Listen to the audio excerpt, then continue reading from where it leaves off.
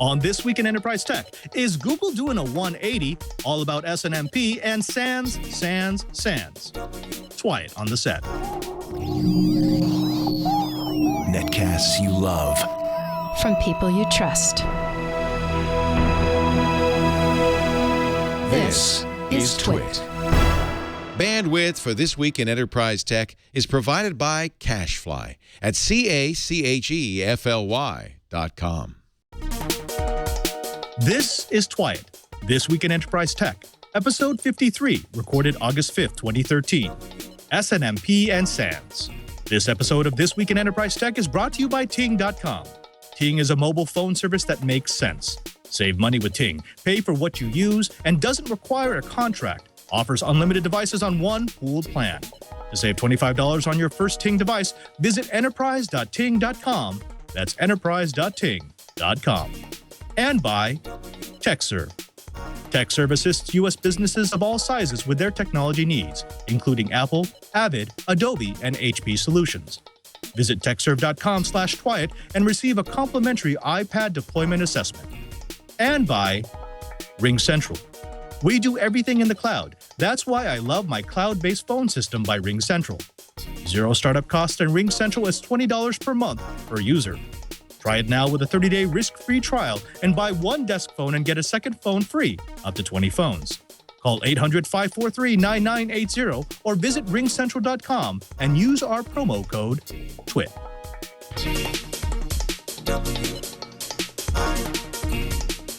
Welcome to Twice, This Week in Enterprise Tech. It's the show dedicated to the enterprise professional, the IT pro, and the geek who just wants to know how the world is connected.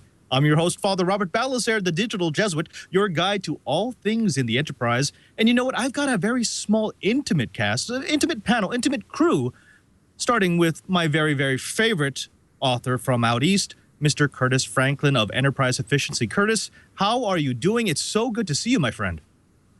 Padre, it's wonderful to see you as well. I tell you what, one of the things I'm doing is enjoying the technology that we call air conditioning. It is truly steamy here in the swamp, but having a great time here with the Twiet crew.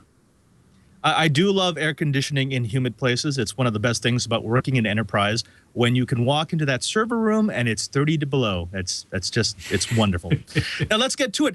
Before we start, I will say that yes, I was at DEF CON last week. To those who followed my tweets and are here hoping for some DEF CON coverage, we are actually delaying that by 1 week so that we can be joined next week by our regular panelist and co-host, Mr. Brian Chi, so that Brian, Curtis, and myself can shoot the breeze about the coolest conference on the West Coast. But let's get right in to the Enterprise Bite. Curtis, have you heard about Google backtracking on their net neutrality stance? You know, I have, and I can't say that I'm terribly surprised. You know, in earlier episodes of Twiet, we've talked about specific very high volume users who have done things like set up file sharing systems for their friends and relatives and had truly enormous bandwidth usage.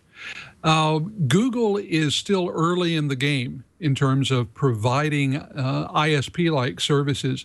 And I think with their very high bandwidth, they want to get out in front of the handful of very high demand users who could throw their statistical models right out the window.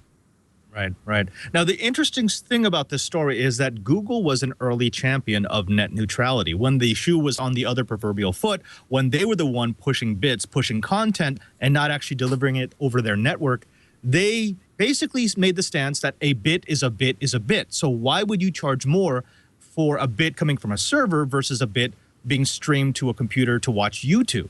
They made a stand and actually went before Congress and said, look, if you're going to start allowing these companies to meter bandwidth, to throttle bandwidth, you're going to be destroying innovation. You're going to be destroying the economy building up around the internet.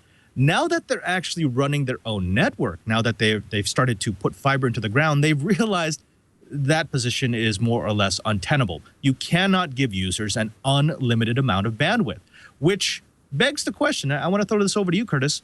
Does this mean the promise of Google Fiber, which was crazy fast speeds, unlimited amount of transfers for a relatively low price, is it's not sustainable? No, I don't think it is. But what I think it does is show two things. They want flexibility in a couple of ways. One, when companies talk about their bandwidth, it's always a highly asymmetrical conversation.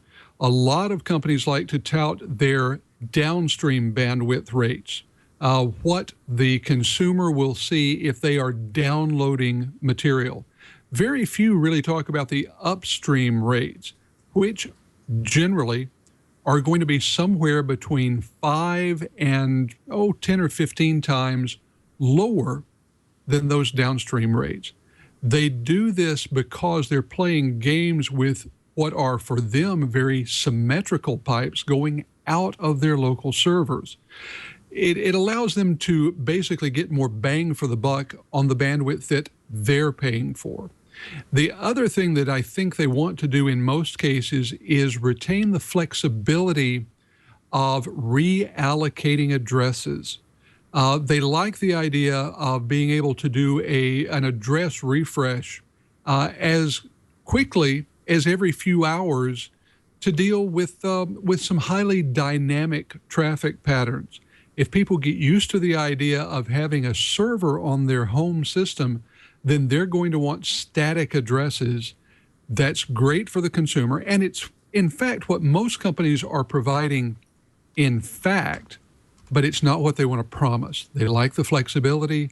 They don't like the responsibility of having that all the time. So look at those two areas. The asymmetrical nature of the bandwidth that most people are getting as consumers and the flexibility the companies want in providing address spaces for their customers. Right. Now, let's make something clear, and this was a point brought up by Dwayne Knight in the chat room, part of our proud Twiat Riot.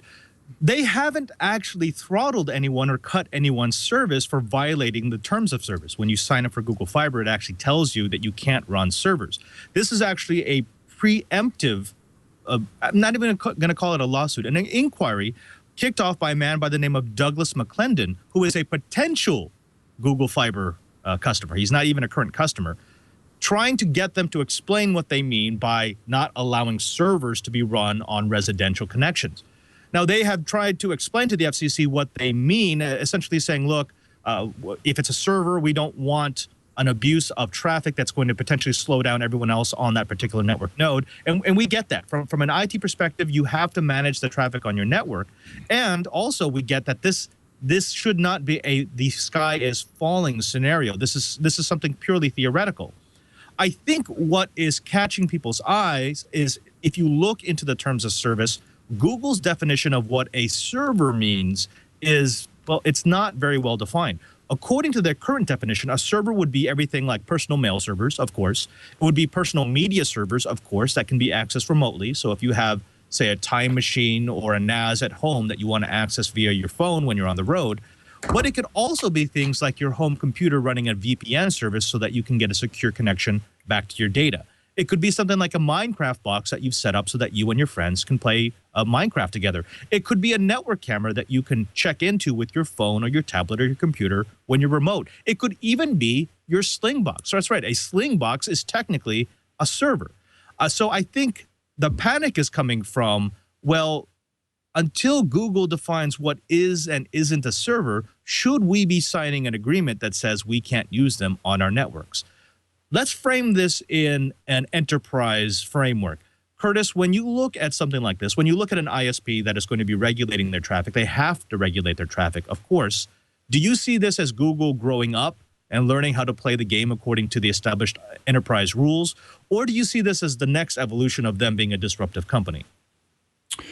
I think that it is primarily Google growing up, because if you look at the terms of service that most ISPs have in place, they look very much like this. This is not anything that's dramatically different. It's not as though Google is placing limitations on the customer, the residential customer, that most ISPs haven't had in place already. And I think you're exactly right. What Google is doing is basically trying to establish that they have a basis on which they can limit those rare cases that they have some individual, pardon me, who threatens to be a disruptive force within their customer base. Google is still going to be doing their disruptive job by providing enormous bandwidth on the downstream side and what is actually pretty darn good bandwidth on the upstream side. What they're trying to do now, though, is put in place the mechanisms that will allow them some control before things get out of hand. Right. I like that. And as we all know, it's always more difficult for a company to give people something and then take it back rather than them spelling out at the beginning, this is what you can and cannot do, vis-a-vis all the telcos and their unlimited cell phone data. Now, let's move on because I don't want to dwell on that story too long because, again, as many people in the chat room are pointing out, it's kind of an overblown story. You could look at this and see, oh, well, Google's backtracking, they're being evil. But no, they're really just trying to be responsible bandwidth providers. Speaking of responsible bandwidth providers, we have a story here from CNN about how Google now accounts for a quarter. That's right, 25% of all the web traffic in North America. Now, 3 years ago, Google handled 6% of our traffic. Now it's up to 25%, and that share is actually accelerating. Google now has data centers on 4 continents, and in addition to those 4 massive data centers, they're doing this program of installing Google Global Cache servers into different ISPs, up to 80% of the ISPs around the planet, which is essentially their version of a content delivery network. It caches out the most popular content so that you're not always hitting the central data centers in order to get really popular YouTube videos or Google searches. My question to you, Curtis, is looking at this, looking at the amount of traffic that Google handles, it now makes a lot more sense that they've built out their capacity. We spoke about this on Twiat before, that Google Fiber isn't just about getting data to residential customers. It's about making sure that Google will not be charged an arm and a leg because they're now a tier of the internet. That's very true. I think what's interesting here is the percentage, because at this point, Google is handling a percentage of internet traffic that, a decade ago, was only being handled by some of the tier 1 backbone providers, the BBNs of the world. Google has just exploded in the amount of traffic that they're handling. Now, it's interesting. One of the things that I look at in that CNN story that doesn't surprise me is the number of those cache servers. Google's been putting cache servers all over the place for a long time. That's been part of their strategy. I know that at various corporations and universities and smaller ISPs, they've had cache servers stuck in closets for a decade or more. What's interesting there, again, is the scale. More than 25,000 of these things providing cached information around the globe. To me, one of the interesting things, I'd love to see this, although I highly suspect that it's proprietary information, is just how much synchronization goes on between all of those cache servers. How much of the data on there is not so much local as it is global, and how much of the traffic that's going on is synchronizing traffic between those cache servers. I suspect that it's not slowing the internet down, but neither is it a trivial amount of data going back and forth. It's turning the internet into a much more interesting place. The good news for us is that it makes those Google search topic, those searches come back much faster than they ever have before. Absolutely. Curtis, let's finish up the Enterprise Byte with a Google trifecta. That's right. We've got 2 stories here. The first about how Google is taking over Starbucks. Well, not the restaurant per se, but Starbucks Wi-Fi. That's right. Starbucks Wi-Fi has been run by AT&T for many a year, and we're all used to going into a Starbucks and picking up some free Wi-Fi whenever we just need a quick fix. Well, I guess Google made a good enough offer to Starbucks, so they will now be taking over all the Wi-Fi hotspots at Starbucks across the country. Let's combine this with another story from CNET that talks about how Google will be giving the city of San Francisco $600,000 to build out Wi-Fi in parks. I think you could see that in the same lens as Google Fiber, in that Google now wants to be everything. They want to be the content provider, they want to be the transit layer, and now they want to be the ISP. This is what I want to ask you, Curtis. Knowing how you know the enterprise, knowing how intimate you are with enterprise executives, enterprise IT people, do they see this as a threat? I mean, one of the things that has been defined as the norm has been us getting bandwidth, us getting our services from multiple places. We have servers with one company. We get our connections with another. We might even get dedicated lines from a third. Google is now poised to give us everything, end to end, from content to transit to delivery. What does that do to the standard enterprise model of networking? Well, I think the big concern that it presents is that Google now becomes possibly one of the things that the enterprise hates, and that is the single point of failure.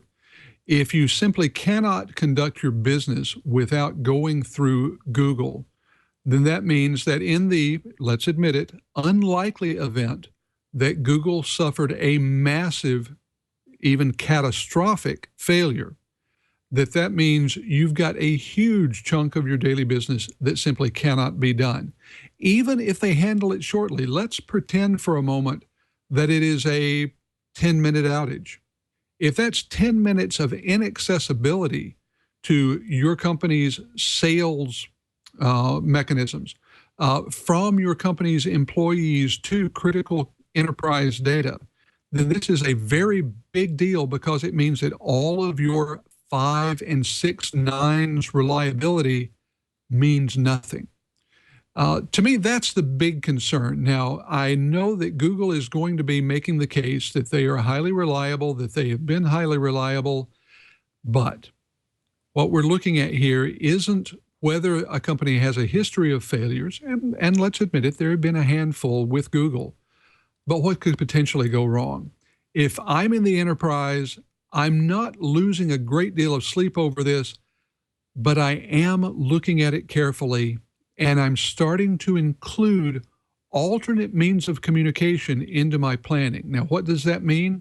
I don't know, but perhaps it means looking at giving a lot of my remote employees, say, AT&T cellular modems, just in case that Google Wi-Fi isn't available. That's actually fascinating. A diversification of connectivity options if Google actually starts to take over. And we've actually got a fascinating chat going on in chat room right now between Java and, I'm sorry, I forgot who else had scrolled past, talking about how for so many people in today's enterprise, Starbucks or the equivalent is their office. That's the remote office. And it would be an interesting sauce to see what happens if one company takes it from end to end. Now, when we come back, we're going to be talking all about SNMP, right? That's right. That's the Simple Network Management Protocol. But before we get there, I want to take a moment to talk about the first sponsor of the Twiat Riot, and that is Ting. Now, you might be asking yourself, what is Ting? I mean, that's a good question. It's a reasonable thing that a reasonable person would ask. I would say Ting is a no BS mobile service. They are a MNVO. That's a mobile virtual network operator, which basically means they resell the Sprint network that you know to be dependable. Now, how is Ting different? Ting is different from other companies because there are no contracts. There are no early termination fees. It's truly and completely contract free. They don't bundle or add ride-along services. You choose from extra small to extra large service levels for your voice minutes, your text messages, and your megabytes of data, all billed separately. You get no overage charges or penalties. If you use more than you thought you would, you just pay for what you use. I mean, how unique is that? You also get credits on unused services. If you pay for something that you don't use, Ting doesn't take it away. They give it to you the next month. If you use less than what you thought you would, Ting drops you down to that level and credits you the difference on your next bill. There are no add-on charges. Voicemail, caller ID, tethering, hotspot, three-way calling, call forwarding, and other features are all part of the service, as they should be. There are no add-on charges that surprise you later. There are also no mysterious line items on your bill. Ting charges you for what you used, plus whatever taxes they're required to collect. There are no hidden charges, no recovery fees, no BS. You also get unlimited devices on one plan. You can share your pooled minutes, your messages, and your megabytes. Each device on a plan only costs you a flat $6 per month per device. And you also get a powerful online control panel. You can take control of your account, your usage, and your bills from one easy-to-access web page. There is also no-holds customer support. How many times have you called your provider and waited online for a lame answer? Well, you're not going to get that with Ting. You can call them anytime, 855-TING-FTW, between 8 a.m. and 8 p.m. Eastern Standard Time, and a real person will actually pick up the phone and talk you through your troubles. They also have excellent online support for the people who, like me, like to avoid real people. If you go to help.ting.com, they have an active forum, which means you get to hear answers from real-life people who actually use the service, and we all know that can sometimes lead to a better customer service experience. Now, here's how it works. If you want to use Ting, you purchase your mobile device from them, and you'll receive it in 2 to 5 business days. Then you activate your device with Ting, and you have the option to select a new phone number or port an existing number to your account. Ting will break your rates out by minutes, by text, by megabytes, and bill you at the end of the month for what you've used. In other words, it's transparent. Everything you need, nothing you don't. So here's what I want you to do. I want you to try Ting. I want you to see if they're as good for you as they are for me. They'll save you money and better manage your phone mobile minutes and your data and your megabytes, your texts, just by using Ting. You can check out their savings calculator and see how much you or your company can save. Now, this week in Enterprise Tech, viewers also save $25 on your first Ting device. How about that? When you sign up now. So visit enterprise.ting.com and start saving today. That's enterprise.ting.com. And we thank Ting for their support of This Week in Enterprise Tech.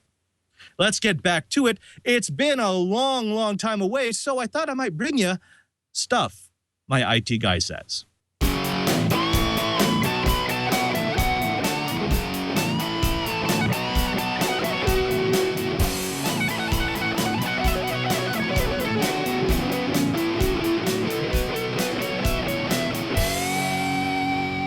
I'm Father Robert Ballasare, the host of TWITE This Week in Enterprise Tech on the TWIT Network. We're here for another edition of Stuff My IT Guy Says. This time we're at Interop 2013 at the Mandalay Bay in Las Vegas, and I'm sitting next to Peter Hunt from Open Gear. Peter, thank you very much for talking to us. Hi, Robert. Peter, you're here to drop the knowledge about SNMP. What exactly does that mean, SNMP? SNMP is a way for a management system to remotely interrogate a network device and find out specific information about the status of that device, and also to be able to control it remotely over network. Okay, so you've got a couple of things in there that I find interesting. The first is interrogate, so I'm assuming that I have the ability to ask basically, how are you, or what's going on, what information can you report to me, and control. So I can actually, let's take like a PDU, a power distribution unit. I can actually send an SNMP command to make it turn on or off outlets on the PDU. That's correct. Okay. Now, how does that work practically? Is it a graphical user interface? Is it just a string of data? How do I either interrogate or tell a piece of networking gear what to do? So initially you would need to find a network management application that's SNMP capable, and you would need to configure it to be authorized to access the remote network device. And they would both need to know about a standard MIB, or they'd have an agreement between the two devices as to where you would need to go to look for a specific piece of information or send a specific command. And SNMP refers to that agreement as a MIB, or management information base. Here at Interop, we use SNMP for interrogating all of our devices. It's actually baked into our network management software from EM7. Splunk also uses it. It captures the SNMP logs so that you can see a historical record of how the equipment is doing. But we use strings, community strings. What are those? Okay, in the earlier SNMP iterations, SNMP v1 and v2c, community strings are essentially passwords. We'll talk about security in a second, but early on, SNMP was fairly naive when it came to security. So these community strings are sent in the clear, essentially, across the network, and they are susceptible to packet sniffing. Right. Basically means that anyone sitting on the network through which you're sending your SNMP inquiries, your interrogations, will see the community string, and then they can now use that string to do the same thing, either find out what your gear is doing, or heaven forbid, start turning your gear on and off. Yeah, that's essentially correct. Now that sounds absolutely horrible. That sounds like a nightmare. That sounds like something you would never, ever do. Why does that exist? Do we still use that, or have we moved on? It's actually more common than you would think to still use that. There's a couple of different ways you can mitigate the security concerns. One, which we use both of these techniques here at InterruptNet. So one is to have a separate out-of-band network, what we call access Ethernet here, which is not reachable from the outside world. Chances of someone actually sniffing that network are very low, as they would need to be locally plugged in somewhere. Right. So there's that sort. It's basically separate. We've talked about this before on this program, which is you have a network under the network, and you only allow authorized personnel to access that management network. Okay, that's one way. So just make sure that even if people can sniff the string, that they're trustworthy. Yes. What's the second way? So the second way is the ITF's latest iteration of SNMP, which is V3, and it enables you to encrypt and authenticate these SNMP messages. Which sounds great. That sounds great, but I've heard there's a little controversy. What's that about? There is indeed. So the SNMP V3 protocol doesn't allow or doesn't have any way to mitigate man-in-the-middle attacks and things like that. Typically in your secure protocols, you would have some kind of handshake that cannot be spoofed. And unfortunately, the ITF didn't include that in the definition. So it's better than V1, V2, but it kind of falls short of what we expect out of high-end enterprise class gear right now.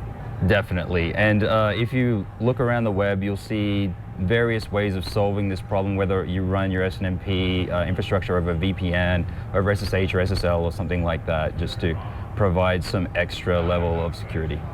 Let me ask the stupid question, and that is, if we use SNMP, if we use this as a management protocol on an out-of-band management network that no one else can touch except for us engineers, why would we need your company? Your company does high-end, really, really nice serial console servers, out-of-band access type equipment, but if we could do everything through SNMP, why would we need a serial console server? So there's a few different reasons why you would. One, managing network devices over a network can be tricky, especially if you're configuring the network interface that connects it back to the management system itself. If you make a mistake and somehow get your IP details wrong, you can then make that remote network device inaccessible. So it's kind of frowned upon to be doing that without what we call an out-of-band way to get to that device, should that happen. So bottom line, if you're building a network like the InterruptNet, a serious enterprise class network, you're going to use multiple levels of management. You're going to utilize SNMP. You're going to utilize the traps in order to be able to find out how your gear is working. You're going to use out-of-band management serial console servers to make sure that you have a backup for when that fails. And you kind of need all these things because individually, they don't provide enough connectivity, they don't provide enough protection. Yes. And I mean, if this is critical to your infrastructure, you want as many different ways of getting your hands on that device as possible, especially like at InterruptNet, we have to walk some considerable distance to get to some of this equipment. If you're going to centrally configure it and have many network engineers working on it, you want a way to log what they're doing, to be able to diagnose what went wrong and roll back in the case. And the serial console server provides that kind of logging and that kind of ability to roll back commands. Peter, OpenGear has been such a big part of the InterruptNet for so long. I want to thank you, and I also want to let you give a shout out. If they want to find out more about OpenGear, about your serial console servers, about your best practices of network management, where should they go? Please feel free to come visit us on the web, www.opengear.com, or come down to Interrupt and see us at our booth. Thanks again, and you stay tabbed because we've got more. This is Stuff My IT Guy Says.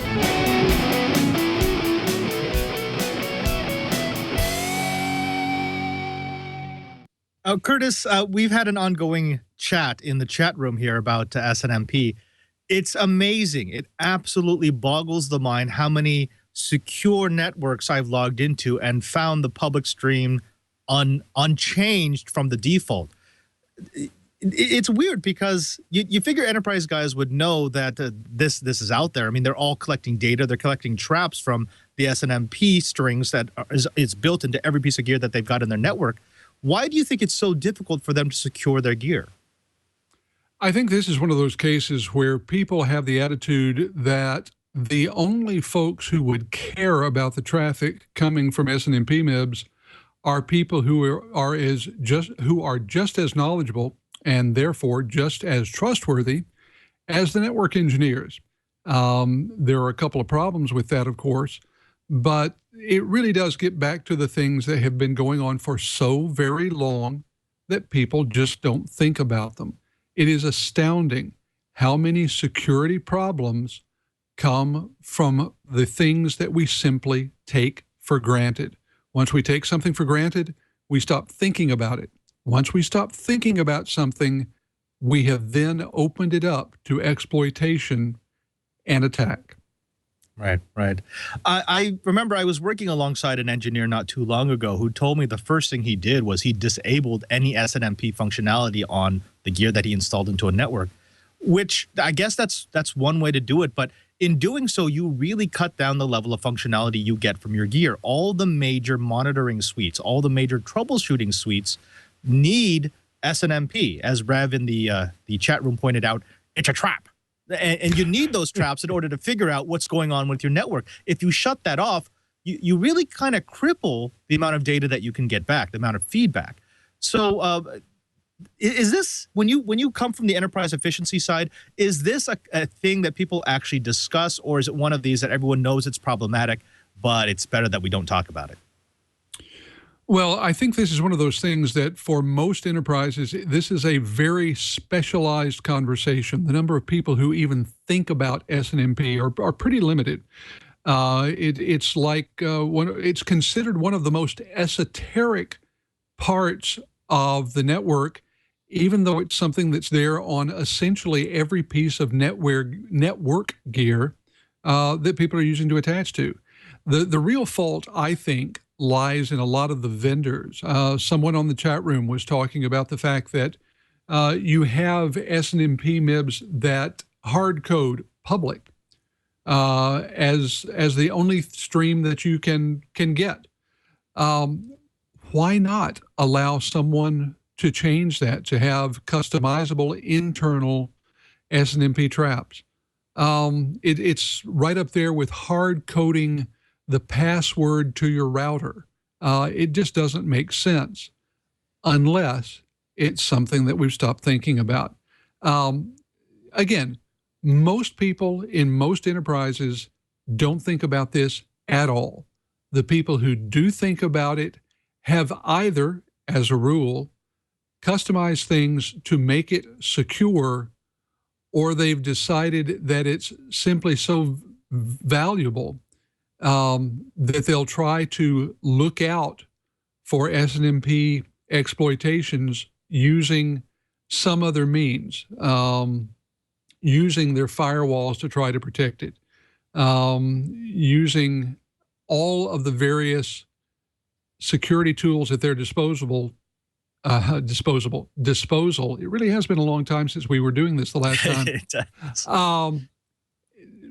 And trying to make up for the inherent holes in the way that some vendors force them to do things. It's a tough situation. Yeah, well said. Now, let me say this to the Twilight Riot. I don't want to get anyone in trouble, but I love this segment because SNMP it's actually a really, really useful tool. It's a very important tool that, again, as Curtis has mentioned, there are so many networks out there that have not secured it. They have not done what they need to do to make sure that that information is only getting to the people who need it. So here's what I ask you to do. Here's some homework. I want you to find an SNMP management tool of your choice, and there's plenty of free ones to choose out there. Plug into a couple of networks that you have access to. I'm not asking you to break into anything, but run the tool and see how many devices return information with a public string public. I think it's going to blow your mind. Now, speaking of blowing your mind, next up, we're going to be talking all about NAS. We're talking about NAS, SAN, storage, all the cool things that go along with it. We've got one of our storage gurus coming back. But before that, I want to take a moment to talk about our second sponsor of the Twilight Riot, and that is TechServe. Now, you know TechServe because they've been on the program before. We love them because they bring balance to the force. TechServe is a premier Apple service retailer. They are the ones who come onto the show and remind us that, yes, Apple is in the enterprise. As New York's premier authorized Apple reseller and technology provider, TechServe serves creative professionals at all levels, from individual customers to Fortune 100 companies. TechServe carries a full range of Apple products, from iPhones and iPads to iMacs, MacBooks, iPods, and accessories. TechServe also has a range of partnerships with top vendors to facilitate flexible, efficient, and creative solutions for all of your business needs. TechServe assists businesses of all sizes in deploying Apple, Avid, and Adobe solutions throughout the U.S. Whether you're already committed to iPads or just getting started, from sales to support, process to practice, TechServe can help. Now, some amazing technology solutions are being deployed on iPads. On the screen right now, if you've been to the Delta terminals in LaGuardia, Toronto, or Minneapolis, you have noticed nearly every seat in the terminal is equipped with an iPad. Travelers can now sit anywhere in the terminal and receive real-time flight updates on the iPad, or use it to order food, play games, browse the internet, and check email while they're waiting. Over 1.5 million visitors used these iPads in Delta's terminals just this past year alone. The result has been a double-digit increase in food and beverage revenue and the highest customer satisfaction scores in all participating airports.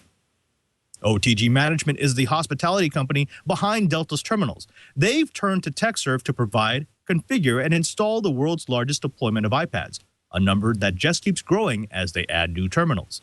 And TechServe really was the natural place to turn because they sell, support, personalize, configure, and manage massive iPad projects. It's what they do. From the Delta terminals to a school with 700 chef instructors to an operation that delivered personally configured iPads to 3,000 cable technicians.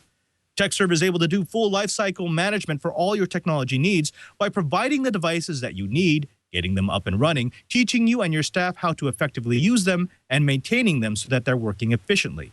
They also provide ongoing support so that if your enterprise has a problem, help is never further than a phone call away. Now, if you're considering adding iPads to your business, why not ensure the project's success with the world's most experienced partner? Here's what we want you to do. If your business is considering integrating iOS technology, well, then contact TechServe and receive a complimentary iPad deployment assessment. Visit techserve.com/Twyett, and TechServe will help you to assess your current or future iPad needs and give you advice on how to make it a success. That's techserve.com/Twyett. And we thank TechServe for their support of This Week in Enterprise Tech. Let's get back to it. We welcome Francisco Gillette from Paragon Software back to the program. Francisco, thank you very much for coming back to talk to us. How are you doing? What have you been doing since the last time you were on Twyett, which I believe in real time was 2 months ago, but in Twyett time was a few weeks? Doing great. We've actually released a few new products from Paragon Software, some storage-based products that helps you configure NAS and SAN-type devices, and also backup and recovery software for enterprise-based environments. Right. Now, the last time you were on the show, you helped us to go through the whole SAN-NAS argument, and you gave us a really good overview of what you could expect from each type of architecture. But this time I brought you on to discuss some very specific issues that people seriously looking at storage solutions may have. The first of which is this idea of HA versus FT. That's high availability versus fault-tolerant solutions. Now, really quickly for the folks playing at home, when we're talking about HA or high availability systems, we're typically talking about a loose cluster of servers that check in with one another but can operate independently. And if any of those servers go down, they're always monitoring one another so that they can bring up services that have gone down on down servers. It's a nice way to make sure that you always have available services, but there's another technology called FT, which is fault tolerant. And those servers are more closely bound. They basically have one node designated as a controller. They make sure that everything is mirrored across the systems. They all have their pros and cons. Could you tell me really quickly, what's the difference between HA and FT from, let's say, an expenditure view? Expenditure, as far as HA, again, you're dealing with multiple machines or multiple nodes. So there's, the cost of, paying for those two machines, whereas a single node or fault tolerant, it's a single appliance that, may have dual controllers and dual network setup, but it acts as one machine. So the prices vary, on both of them. It really depends on what your needs are which one would be, better suited for you. Well, guide me through that. Let's say I'm a system admin and I'm looking at allocating resources for creating either a high availability cluster or a fault tolerant rack. What are the decision points that I need to think about as I'm looking at that? Main one is availability. For like e-commerce solutions, for example, they always need to be up and running regardless of the situation. So, an HA environment would be better for them because, if one of the, nodes goes down, then the other one picks up where the other one left off. So they're multiple nodes, but they're acting as one. So, you can have them in different rooms, different buildings, what have you, so you can have stronger redundancy capabilities there. With fault tolerance, you have that single node. They do have like dual controllers in them and dual networks. However, it's a single node. So if that hardware goes down, you're going to lose. You're going to be down. So it really depends on how available you need your systems, which one you would want to go with. Right. Now, I know that we have a demo system set up so that you could show us some of the Paragon solutions. I don't want the chat room to think that we're just starting to shill for Paragon software here, but I do want you to show us some of the advances that Paragon has made in making that easier for IT administrators. So anytime, as I'm asking these questions, you feel that you have a screen that you can show us, please do. Please tell me about it. Let me continue on the HA versus FT issue. As I'm looking at choosing one system or another, someone in the chat room has mentioned, why do I have to choose one or the other? Why can't I use a combination? Oh, is that just limited by resources, or is there a real reason why I'd want to come down on one side or the other? No, you can actually achieve both. Some single node appliances offer HA. Each controller can be, separated and have that high availability where, if one of those controllers goes down, it automatically, phases over to the other one. And with HA, where you have the multiple nodes, you can have multiple power supplies, multiple, controllers in those systems. So you can combine the two. When you start going that route, obviously the cost of achieving that goes up. So it really is, what's your budget, and what do you need to achieve? Right. Curtis, let me throw over to you for a second. Do you think enterprise execs understand the difference between high availability and fault tolerance? From my experience, they think it's the same thing, right? I mean, they just come down to those nines. They want the 5 nines, and they don't care what technology lies behind it. But fault tolerant and high availability systems are actually quite different. Do they get that?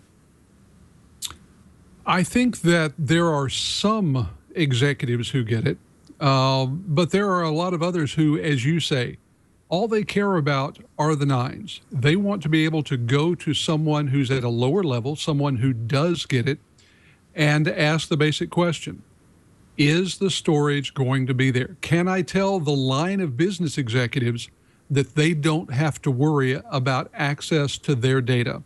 As long as they can do that, they frankly want it to be both fault tolerant and highly available and have magical unicorns waiting around to fix anything else that might go wrong. Most executives are very simply oriented when it comes to things like this. They want to not have to worry about it. I think that it's up to the people who are a level or two below that to come in and say, look, when we're going to be writing the checks for this, here's what you need to know. Have something that they can very simply state that tells why fault tolerant and high availability are two different statements, and why you might have to pay a little bit more or a lot more in order to make sure that your systems fill both needs. Right. And as Digital Hype in the chat room has mentioned, magical unicorn options are very, very expensive. Francisco, let me throw back to you one last bit on fault tolerance versus high availability. Do you have anything you can show us on the Paragon side that shows configuration of the different clusters? Yeah, absolutely. So this is our iSCSI SAN and NAS solution.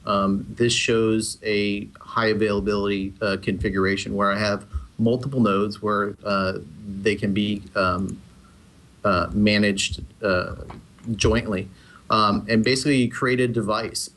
You're essentially creating a single, in this case, iSCSI target that's going to be viewed in your environment as a single target. Very simple to configure. Very simple to configure, and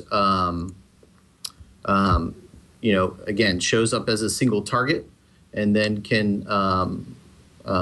be used for any type of storage, whether it's data stores or for network attached storage through the iSCSI initiators. Again, both of them show up as a single device that, what's happening behind the background is if one of those physical nodes goes down, the other one just picks up and acts as the primary. I'm sorry. Do you have a demo screen going on right now? Yes. I just realized Sorry. we haven't figured out a signal to tell Jammer B to switch over to the screen share. Sorry. Just go ahead and tell them, and there we go. So tell us what we're looking at right now. So this is the console interface for the iSCSI SAN NAS solution, and basically to configure an HA device, you could just add a new device. You configure your targets, your target nodes. Let me do. Basically, you can do 2 or 3 nodes in a cluster. And Jennifer, can you zoom in on the cluster there on the left-hand side? Oh, and sorry, Francisco, keep going. Yeah, no problem. And then basically, what this solution leverages virtualization technology. So basically, we're creating virtual disk files that you can either use existing ones or create new ones, and it's creating iSCSI targets. Essentially. So those targets can be used in your environment through either CIF shares, creating using iSCSI initiator, or if you want to use it as data stores in VMware or in Hyper-V, you can connect to them as well. Basically, you define the virtual disk on each of the nodes, and then you just configure your synchronization channels and your I'm sorry, your heartbeat channels. The screen share doesn't seem to be updating. So okay. Yeah, let's continue. Hopefully that will sort out. There may be a message on your screen that says what you actually want to share, and you need to make sure that you're sharing the entire screen. Let me push this a little bit. Because this is also tied into this idea of appliance-based storage versus software-defined storage. Now, you came on last time and you talked to us about software-defined storage. Could you give us a quick primer, a reminder again, the difference between appliance-based storage and software-defined storage? Yes, appliance-based storage is a physical box that either has storage in it, or you can attach JBOD arrays to it. It may have its own software on it, typically Linux-based or Unix-based, where you can configure your different LUNs that you can make available. These can be either fiber channel or iSCSI. So that's appliance-based. Software-based is either a Linux or Windows-based application that uses connected storage and does essentially the same thing. You can create different types of shares, SMB shares, CIF shares, iSCSI targets, different types of storage that you can use throughout your environment. Right. Curtis, let me throw over to you. We've gone a few rounds about software-defined storage, software-defined networking. It seems to be par for the course now, and I think that general knowledge has spread throughout the executive IT community, which is software-defined anything is where we want to be. It sounds more flexible, it sounds more futuristic. Let me be honest here; it just sounds like a buzzword that they want to adopt. Is it something that actually has critical mass in the real industry? Are you seeing corporations actually making the expenditure to move towards software-defined X? I think what I'm starting to see right now are pilot programs. I don't know that I've talked to anyone, aside from the, if you will, software-defined servers that you could say are much of what virtualization and cloud computing is. I haven't talked to many companies that have gone full in on software-defined networking or storage. I have talked to a lot who are looking at this with great interest and trying to see how much flexibility and rapid response to changing conditions they can get out of this when they tie it to their virtualized servers. You know, that's really where things start to get interesting. What companies really want is the greatest bang for the buck possible out of their existing hardware or out of any hardware they have to buy in the future.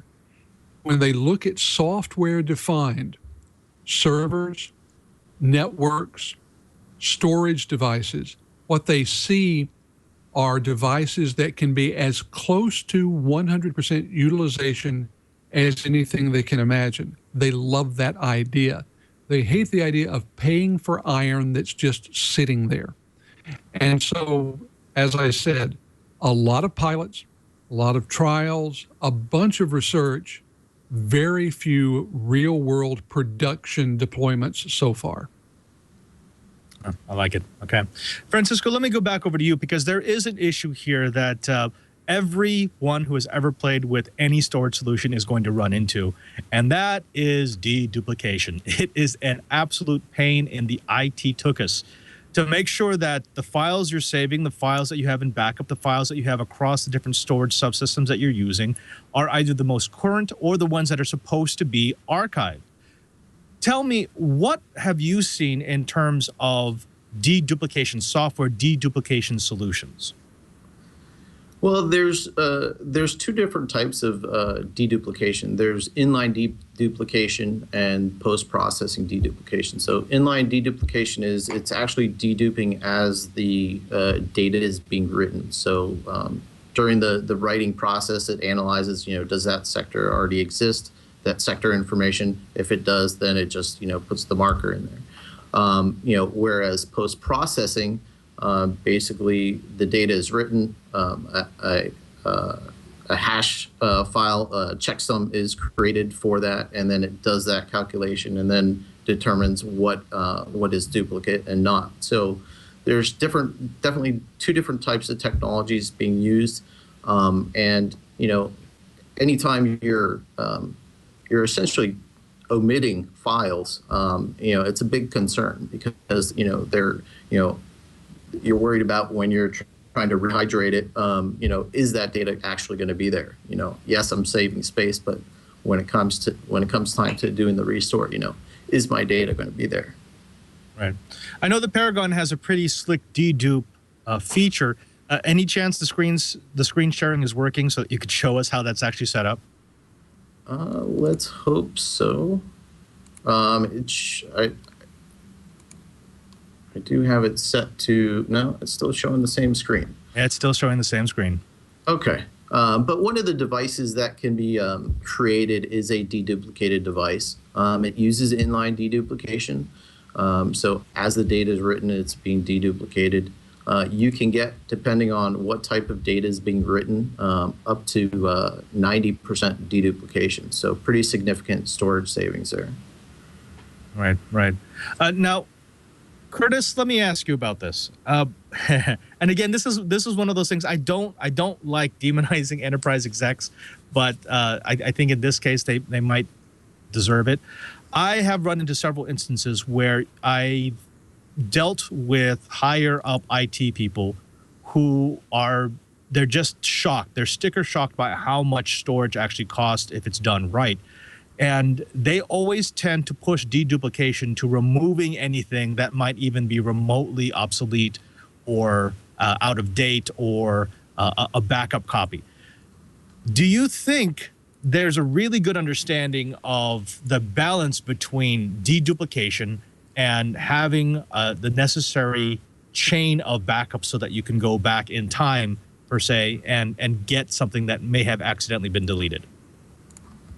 I will say on the whole, no, there's no understanding of that at all. When people hear the phrase deduplication, they hear, let's cut down the number of bytes we have to store. This is great. It's free money. We all know that that's not the case. I mean, to get to your point, storage has been expensive forever. We look at consumer storage and marvel at how cheap it's gotten. But as with a lot of other things we've talked about here on Twyat, we have to recognize that enterprise storage and consumer storage are two entirely different things. You can't really compare one to the other. And yet, when it comes to the cost of buying storage for the enterprise, there are executives who are going to start doing the math in their head about how cheaply they could send someone down to Office Depot to buy a few crates worth of 1 terabyte drives and simply do all of this with a bunch of USB hubs. The fact is that dedupe is one of those topics. I mean, we were talking about SNMP MIBs earlier. It's a topic that will cause most executives' eyes to glaze over. That's unfortunate because it is so critical. And that makes it so much more important that the executives, the administrators, the managers who have to deal with dedupe and other storage issues on a day-to-day basis be practiced and able to explain it in small, short words and simple sentences to the people who actually have to approve the checks. Short words and simple sentences. I think you just came up with a name for the episode. We've got Rev and Dave A over in the chat room they actually mentioned exactly what you're talking about. People who don't understand why enterprise storage costs so much money when I can go over to Costco and buy a terabyte for $80. Or Rev, who's essentially saying, look, storage is cheap. Why didn't I just get a couple of backup drives off of Amazon and do away with my SAN or my NAS? Now, so let me throw that back over to Francisco. Francisco, do you find it difficult to talk to clients and explain to them why real storage solutions, enterprise storage solutions, cost so much relative to going down to the corner electronics store and picking up a bare drive? Yeah, we come across that. Obviously, selling these type of solutions, we come across that a lot. You get what you pay for. You could take that, path there. The enterprise storage solutions, there's usually software that's tied into it that helps, maintain that storage or, maintains the integrity of your storage as opposed to just, something that you're getting off the rack, at Office Depot. So, it's definitely a difficult topic. And if you're dealing with someone who's not, understanding, the necessity for that, the HA or the fault tolerance, then it's kind of an uphill battle there. Yeah. Be careful about hitting the desk because that actually does translate through the mic. But let me ask you this. I want to let you wrap this up in a nice, neat bow. If you had to sit down and speak in very short and simple sentences to an enterprise exec and explain to him why he wanted a high availability or fault tolerant storage solution, if you wanted to explain to him why it's more expensive than going down and buying a couple of hard drives, if you wanted to explain to him why he should actually be spending the resources to make sure storage is done right, what would you tell him? What advice would you give him? Yeah, it just how important is your system or your applications or your servers being available, to you. Does it cost you money every time that one of your servers goes down, or your drives are unavailable, your network storage locations are unavailable. That's kind of directing it less on the technical, but more on how much is it actually costing you, to be down. That's where they'll actually see it. Right. What about you, Curtis? Any final words of advice to that exec, that poor man who has to decide if he's going to drop $5 million on a storage solution or go down to Home Depot and spend $100,000 on hard drives?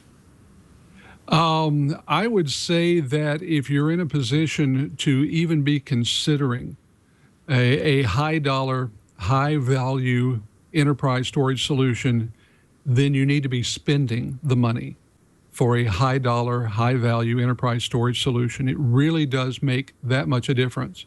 I mean, I can still remember the sticker shock when I had to, in 1996, pay a little over $250,000 for, actually it was a lot more than $250,000. It was over $460,000 for a 250 gigabyte enterprise storage array for a lab I was running. It wasn't that we couldn't find storage cheaper elsewhere. It was that this was the right solution for the task at hand. If the data that you have is worth collecting, is worth building enterprise applications on, and finally is worth building the processes that run your business on, then it's worth spending the money to make sure that it is efficiently, securely, and effectively stored for your enterprise use. Well said, well taken. And, well, folks, I'm sorry, but you've used up another hour listening to the best dang podcast in the world. And, by the way, may I mention, the only tech podcast in the world blessed by the Pope. No, seriously, I have pictures. But I want to thank my panel. Thank you very much for being on the first live Twiat for quite a while.